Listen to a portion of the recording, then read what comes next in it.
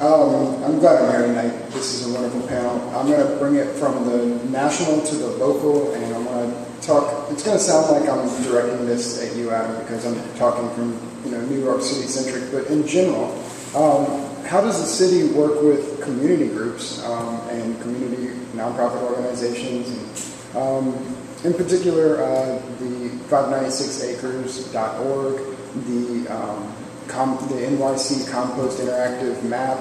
I know you guys have the Change by Us website, and it doesn't seem to be as effective as a lot of the other things out there that aren't backed by the city. But how can individuals and communities work more interactively to create this better place with the city at the same time? Yeah, I think that the community groups are absolutely critical partner. We mentioned the community gardens, and 80% of the 300 community gardens in the city are growing food. When we look at how do we do composting and where's the first place, almost a pilot, community composting, and that's one of the things we try to leverage through Change by Us, and giving some grants out to seed community composting. We have giveaways with the Department of Sanitation to give out barrels so that people can compost in their backyards. Because as we mentioned, the government can only do so much on their own. We need the state, federal partners. We also need New Yorkers. And one of the most effective ways is when they come together in organizations and are either working with us, pushing us, pulling us in different directions. I don't think there's one solution or one way of doing it, which makes it even harder, especially in a city as big and diverse as New York, of what's a successful way of engaging. There have been some terrific partners. The green markets are, Grow NYC is a great example where they are actually partnering very effectively with community groups and leveraging limited resources to magnify the impacts they're doing. Grow to Learn in the school gardens, where we're trying to get community groups to come in and help us manage the gardens when the schools aren't in session, and finding ways to do that. So I don't have a good answer on what is the one way to engage community groups. I think it's an absolutely critical part. Change by Us is one way in which is a website we launched to try to get kind of a social media surfing opportunity where you can put an idea on and geographically or by the top of your idea attract other people to join your group to start a project. And we've had some traction with it, but it's very hard to keep that momentum going. In Our Backyard is another organization that is a kind of Kickstarter for environmental projects that is a terrific model on how you galvanize and get people together.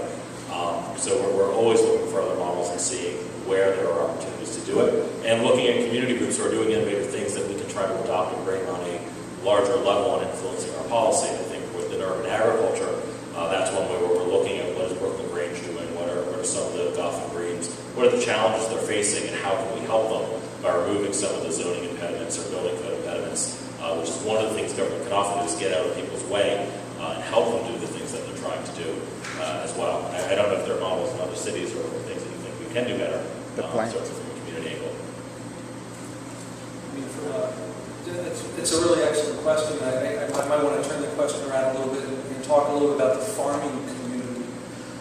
One of the things that I've found in my studies is that the regional farmers would like to sell more product in the city of New York, but they don't have the connections. They don't know who their end user is. So they know how to get it into the chain, but then they're captive to the distribution chain because they don't know that this product that they make, whether it's a yogurt or whatever it is, they don't know the restaurant at the other end of the chain that's going to use it in the end. So they don't gain the opportunity of really making that sale. And so they're very marginalized in the process. And of course, farmers, it's not really, it's more of a way of life than it is a business. It's very hard for them to go beyond just the tasks and problems of growing the food.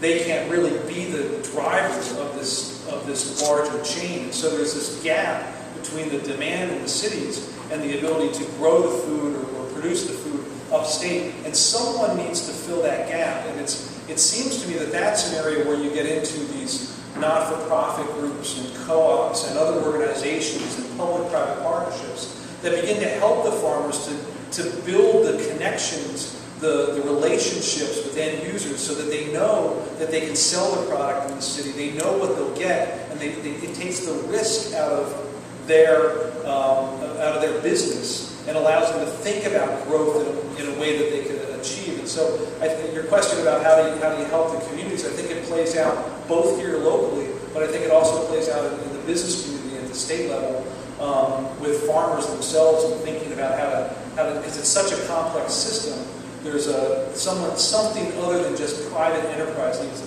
fill in that gap.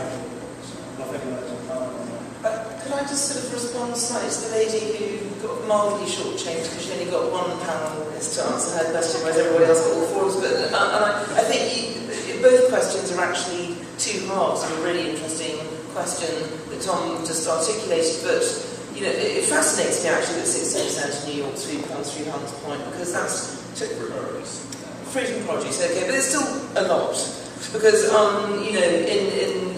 London, the wholesale markets have been completely emasculated, and actually what you've got is a completely invisible food system, which is organised and run by the supermarkets, and so you've got this kind of layer that's going on. And I think the question of what the federal government's responsibility is in relation to cities is one of the kind of elephants in the room in all of this, because of course, as we know, your government and my government a long time ago kissed goodbye to any real control over the food system and said, hey guys, to the food industry, get on with it, go forth and multiply. And they've gone forth and multiplied, but now they're extremely powerful organisations who the government can't afford to, as it were, lock horns with too much, because they are actually the people that feed us. And so there's that particular elephant hovering in the space. The other elephant is that, in the days when, national governments and city governments did take responsibility for the food system,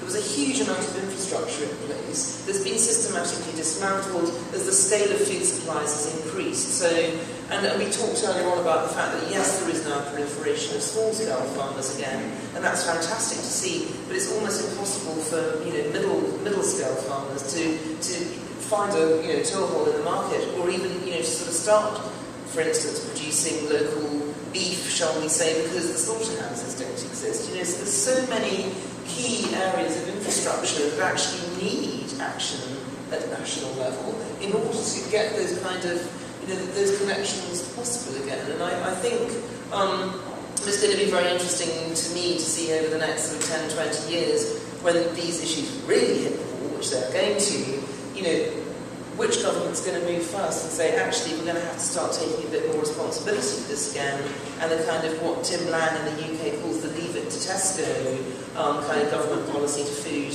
isn't good enough anymore. So I think we're reaching that point. I think when you look at city, state, national government, is it going to be a developed country where that happens, or a developing country where you look at Lagos and Lima, and some of the country or cities in India, Southeast Asia, China that are growing so quickly, where for them, food, it's not about sustainability or health, it's survivability.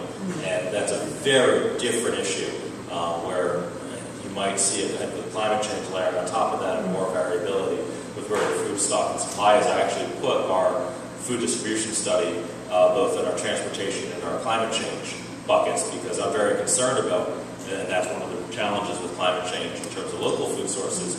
Do you want more of a diversity of where your food is coming from, or do you need it closer to deal with the logistical challenge that you face, and how do you look at a kind of a changing environmental baseline around that, just to make a hard problem harder. And with that, I do apologize that I do have to leave a little early, but Adam, thank you very much.